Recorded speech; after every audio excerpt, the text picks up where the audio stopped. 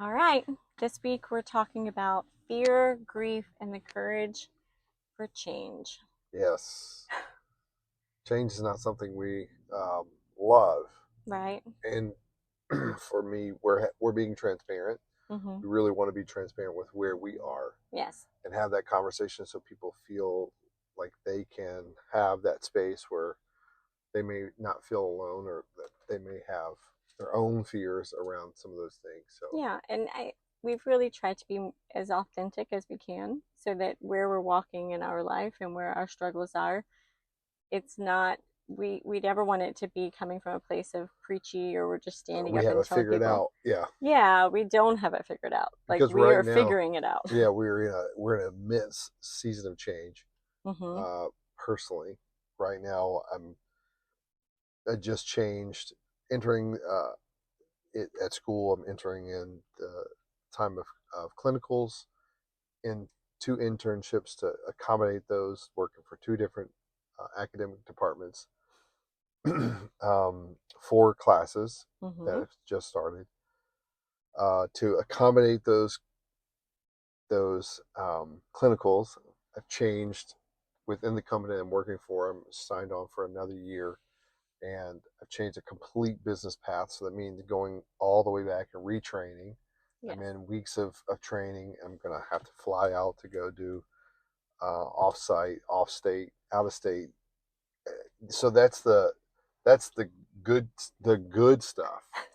And for me, change has always been associated with, I've not hid this. My family, when I was growing up, we were impacted severely by addiction, Mm-hmm. and my father battled addiction most of my childhood. And change, when change happened, it was never associated. I shouldn't say never, that's too hard of a word, but it was often associated with upheaval. It was often associated with something was Yeah. going to be hard or something, the bottom was falling out. Yeah. So when change happens, you feel very, very vulnerable. It's very fear based. Whether it manifests itself in all different kind of ways, Mm-hmm. I can get angry. I can turn it into myself or whatever that is. So that's my change that's happening. That's not Mm-hmm. even the tough stuff that's going on right now. You right now are Changed jobs change jobs to the to weekend, accommodate. Yeah, then had clinicals not be during the week and yeah, on the weekend. So that brought about more change right. and having to figure out how to pick up shifts elsewhere to have enough hours. um, We just moved a kid out of into a dorm, into a yes. dorm and then into another city, and And we have only one kiddo at home. So there's a lot of change with for her. a lot of change, but a lot of transient relationships. Yeah.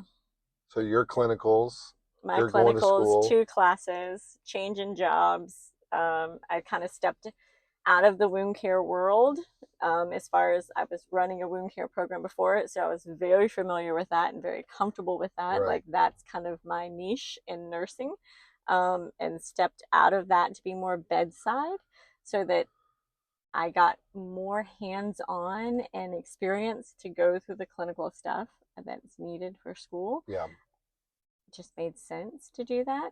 And now more of a change. Yeah.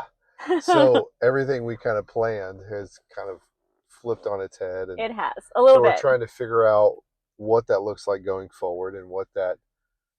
Again, we're not trying to tell people that, that you have to hustle, you have to, No. you have to kill it. We just want people to know that if you're if you're making progress towards something, because you talked about New Year's resolutions and change and what that looks Yeah, like. a lot of people they make these grand and we did it.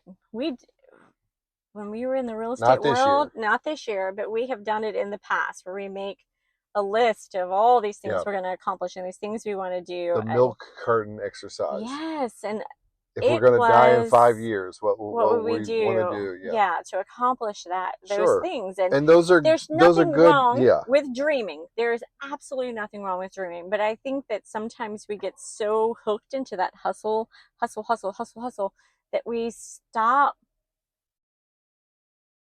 ourselves from enjoying the life that we're living right now, that we feel like we have to constantly be Well, we're trying, one upping and right, keeping up with the Joneses, all those phrases that people use.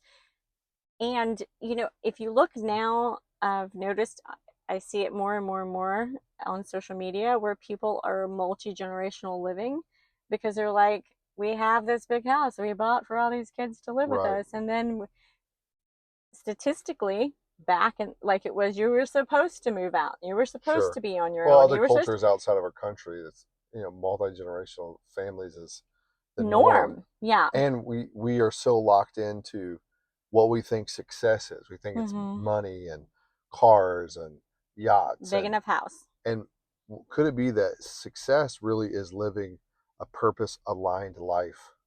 Not talking about, because change is difficult and there's a fear behind change, and we're not just telling you to you need to go out and kill it, but if Hmm. we're aligning our life to live more mission minded, Yes. more ministry aligned, Right. so that the work that we do that is taking care of our family also aligns with what our passions are. Hmm. And it might not mean that we're at the upper echelon. Like there's a path that I have right now professionally that I could continue on that path, but it doesn't fulfill me. It's not aligned. I know that I'm out of alignment. Yeah. I'm not aligned with purpose. And if you're if you're aligned with purpose, it doesn't matter if you're not, killing it and you're not. If you don't have the brand new Right. 2026 If you're vehicle. driving a used 2013 Honda Accord and it's got 195,000 But miles it's on it, mechanically sound and it and runs, right? if that's aligning you to be able to be the parent that you need to be, the partner you need to be, the person you need to be, Yeah. if that aligns with you spiritually, physically, mentally, emotionally, that you're getting more aligned, Hmm. then that is where you should really double down and not be afraid of making changes that align you. Yeah. Not just change for change's sake or change to you're gonna, get the bag, but are you gonna get the purpose? Are you gonna actually be aligned with purpose? So Yeah. change is difficult, it's scary. It is But if scary. you're taking it on with purpose, that's a lot different than just saying, this year I want to do, 2,000 things and I don't accomplish any of them. Right.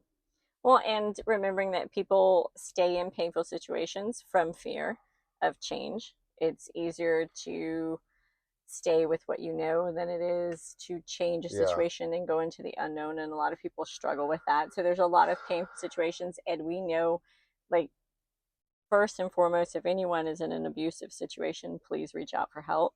110%. Like, no one should be abused. right. And there is help. Please be sure that you're reaching out for assistance with any of that. Um, and beyond that, beyond abuse, physical, mental abuse, right? Beyond that, staying in relationships that do not fulfill you.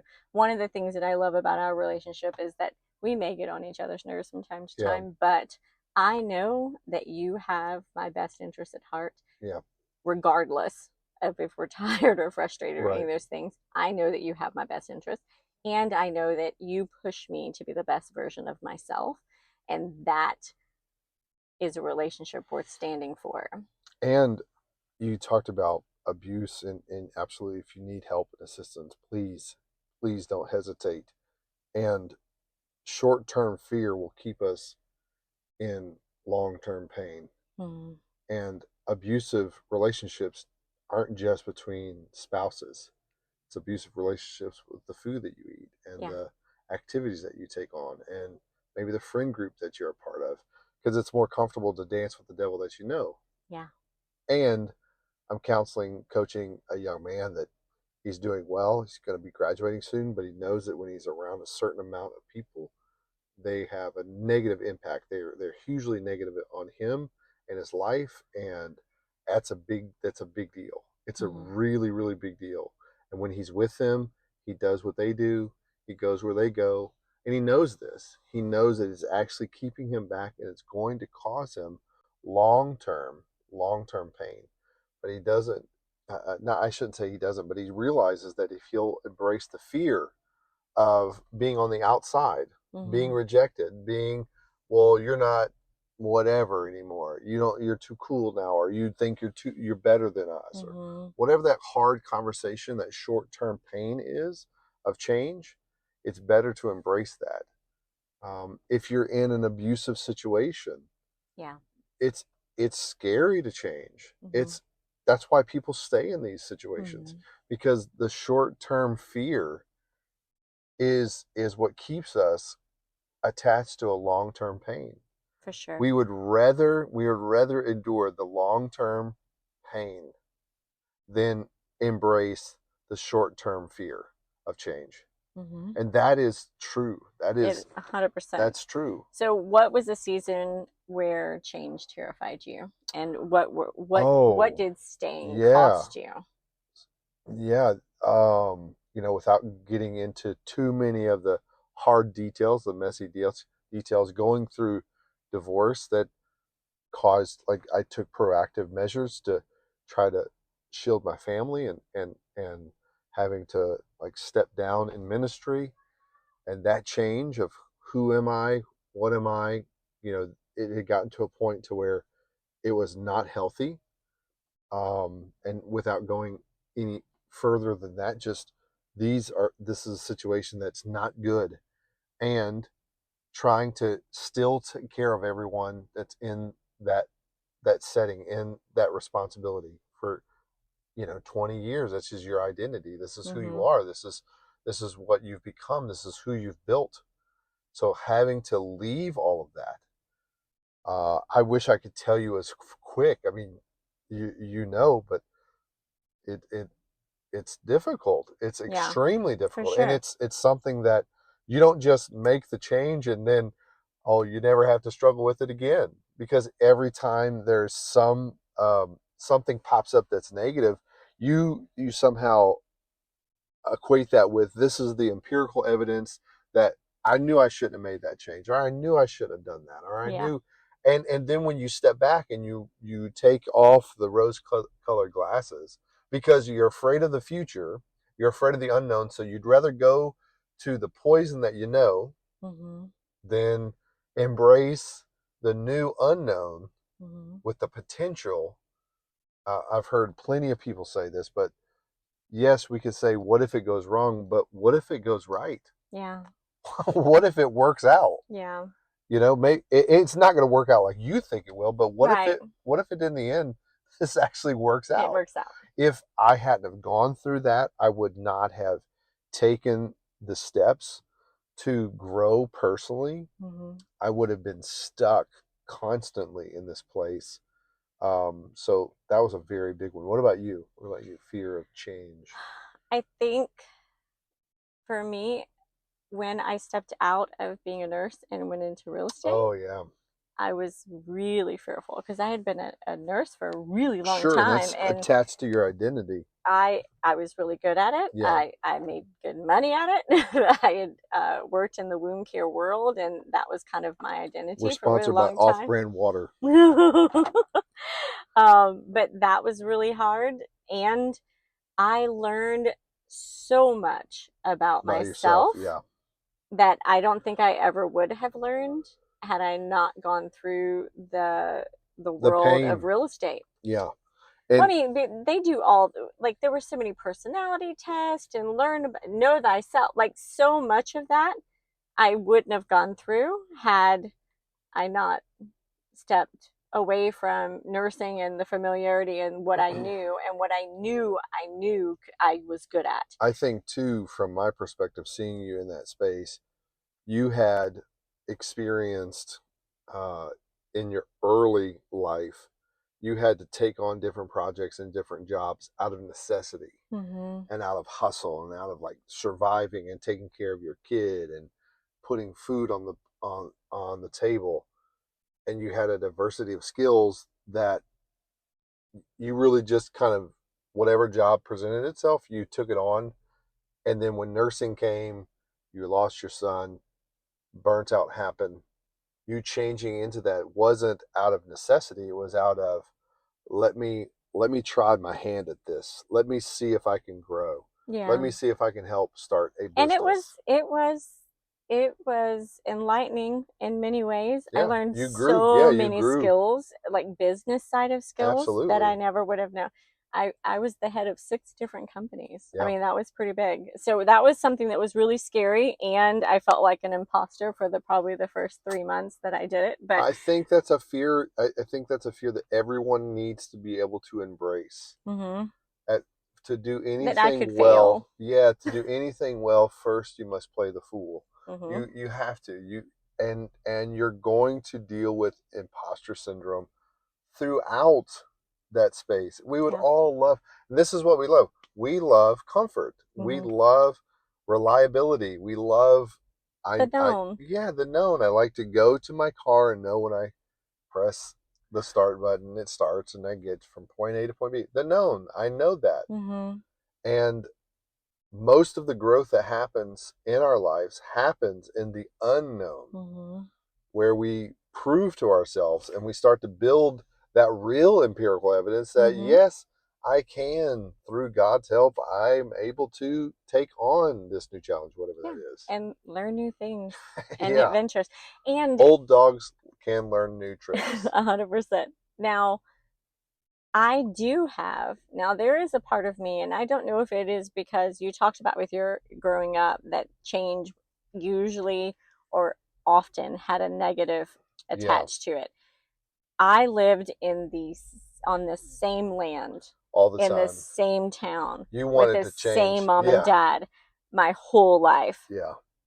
I wanted to get out of there. You So I embrace embrace change more than normal. more than I Yeah, think more most than normal. normal people do. But I think it's because I was raised in such a secure place that I thought if I could get out, it was exciting because there was a chance for things to be better and to be good. It Yeah. change was exciting for me and not fear to an extent. I was going to say, and at the same time, you know, when you get right up to that last minute of having to take on a new assignment at a new location, all of a sudden you go from, this is so exciting, And then I have a to moment. I'm like like, a meltdown, a complete and total normal hmm. reaction to change. What Yeah.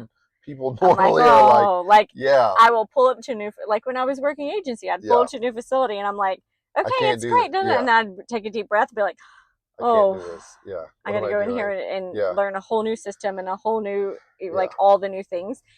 And working agency, I think, helped me a lot with that too, just because it was a norm. It was a norm right. for it to be different every other day.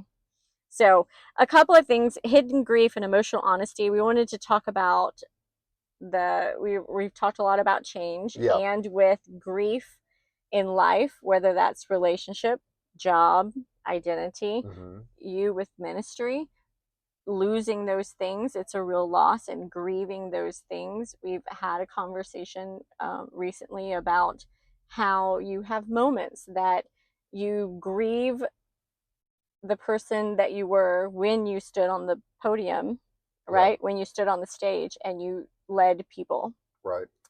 And there's some grief and emotion attached to that because that was a huge change. You had done that from the time you were really small. That was the Right. dream and that was the Well, I hope. had identified that with the progress toward being someone, Mm-hmm. becoming someone. If I could just be on in this role and do this thing and help people this way, then, then my life would have meaning.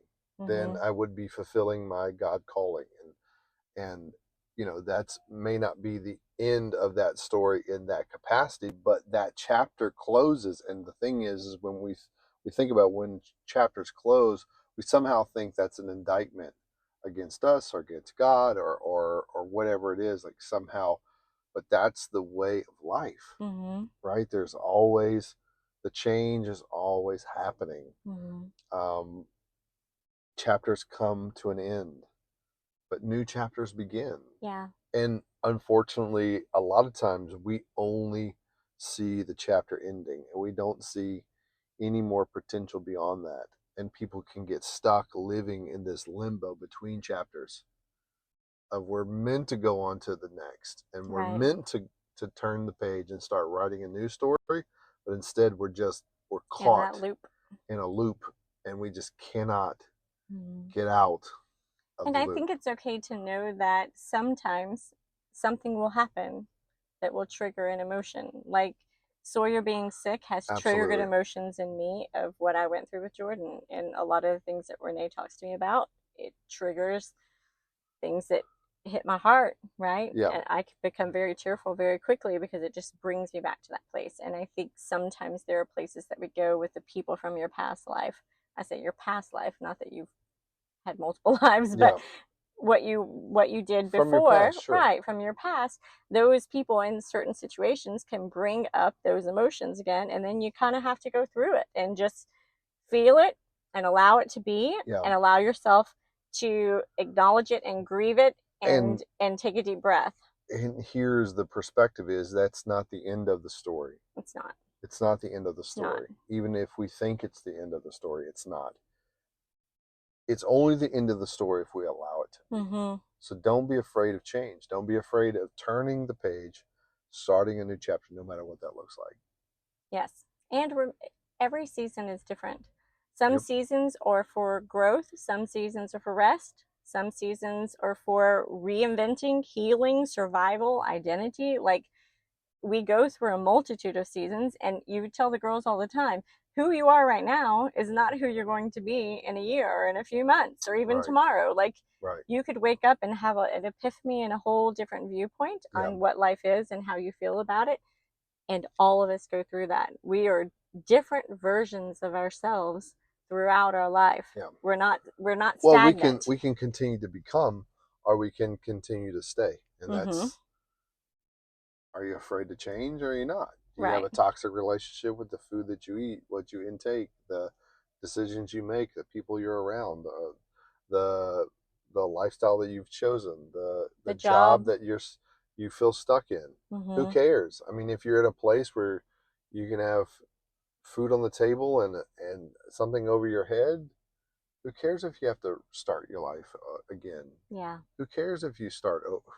How many times There's no you there's no wrong way. There isn't, and there's There's no book, no and there's no. We say it all the time. We've seen the post that says, this person didn't start this job or succeed or become what they are until their yeah, 50s or their 40s or their 60s or their whatever. Like right, they became. There is no rule book, right. and a lot of times we want to say, "Oh, I need to be done with college by 22, and I need Sure. to get married by 25, and I I need have to to have have it figured out. 2.5 children by Right. 30, and I have to have a house, and I have to have two cars and a dog." And that is the textbook picture of what America says is success. And I think that a lot of people have really started to redefine that as of late. But it's going to be redefined for you anyway, Mm-hmm. because life will happen. Things will get turned upside down, and what you thought was there will not be there. Yeah. And what do you do then?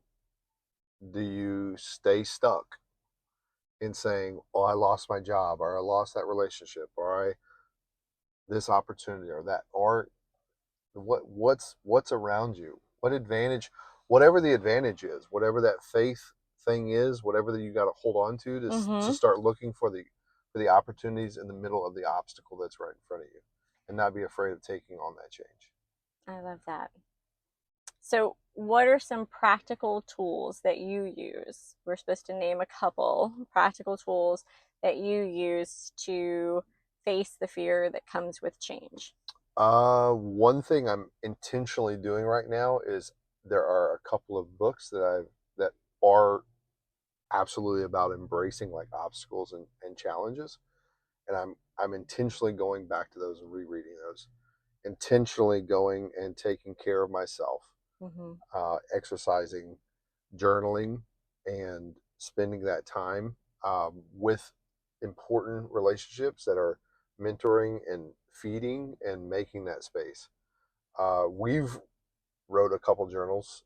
You've like spearheaded that project, but whatever that resource is, if you want to get that resource, do something good for yourself. Mm-hmm. We want to spend a weekend filling our battery up and think that's going to take us through the whole month. When it's really every single day, you've got to spend some time, especially if you're in a season of unstable, unsteady, you're not sure what's happening. Yeah. A lot of times the chaos is not your choosing, not anything you want to take on. If that's going on, stick to something good for you on a Hmm. consistent basis as much as possible. For sure. And I think setting some healthy boundaries is That's good. important, especially with change. If you're changing from a friend group or a situation, or that you're trying to remove yourself from something, setting boundaries of what is allowed and what is not allowed, personal boundaries, is really important. And I think prayer, and if you need therapy, please get some Absolutely. therapy. Therapy is amazing. I think there are so many apps and ways to get therapy now. It doesn't have to be the traditional going to an Sure. office once a week. Like, there's so many different ways, and so many SHA and insurance and all that One of pays the for so much of it now. So why is therapy or therapeutic services, therapeutic methods beneficial in that? Because it takes the power away from the fear. Mm-hmm. Whatever the thing is, if you can name it and you can talk about it, you can make a plan around it. No matter how difficult. I think of like my brother, and he's becoming my hero, and he's in this horrible health crisis right now, and he's finding ways for a new normal, finding ways to do things he all of a sudden couldn't do, and now he's having to relearn them, and taking that on and not being afraid. Sure, scared to death, but not being afraid to the point to where you don't do it. Where You just, he doesn't try. yeah, He's not moving right, forward, right, and he really is. He really is. yeah, It's doing it amazing. Him and Leslie both have just been very such an inspiration. yeah, That their faith and their tenacity, just to say, you know what, this is where we are, this is what we're facing, and right. we're believing God for a miracle, and we're We're going going to to do work. what we have to We're do going to and work work. and do what we have to do Absolutely. to embrace this and not be afraid of it. Yes. So, in closing, we want to just talk to the tired listener and tell you it's okay. It's okay. You're not by yourself. We're tired. We understand. We are doing the things that we're telling you to do. We're journaling and walking and praying and building boundaries and saying And what we can and can't do. I hope that something we have said has helped take some of that power away from that fear. Mm-hmm. Because I know we've said some things, and I don't want it to sound like there's an expectation that we get to a place to where we never have fear, because we don't. We're scared. We're afraid right now. I'm afraid. Am I gonna pass this semester? I'm desperate. Like I want to be back in that service place, a place of giving, a place aligned with the work that I do all throughout the week. I want to pass. I want to. That's just one element. Like Yeah. there's that constant knot in your stomach. If you're experiencing fear, we don't want you to feel like you're failing. But what we want you to do is have some space where you can take some of that power away from that. Some time to reflect. Yeah, Like, really reflect where you are. What is the change that's happening? What is the change that needs to happen? right. What is the plans that you can make, and what are tools around you that can help you make those And changes? if you can find that place of just love and acceptance, just saying it's okay and I feel loved. Scripture says perfect love casts out all fear. And the more that we can be in a place to where we're not judged, we're not thrown under the bus for I don't have it together, or I'm scared, or this change is big, this change is more than I can handle. Yeah. And still you just keep showing up. You just keep stepping up to that plate and keep taking a swing at it. Man, you're a hero. You are. You're a hero. You are. So we So just want to encourage you and tell you that we're here. We're walking with you. And absolutely. we encourage you to embrace the change. And if you need help, by all means, reach out. We'll do our best to do what we can to help. And we love all the comments and the shares and everyone that's become a part of the community. We've For sure. really loved this season that we're in and helping others. So Thank you. thanks for joining us.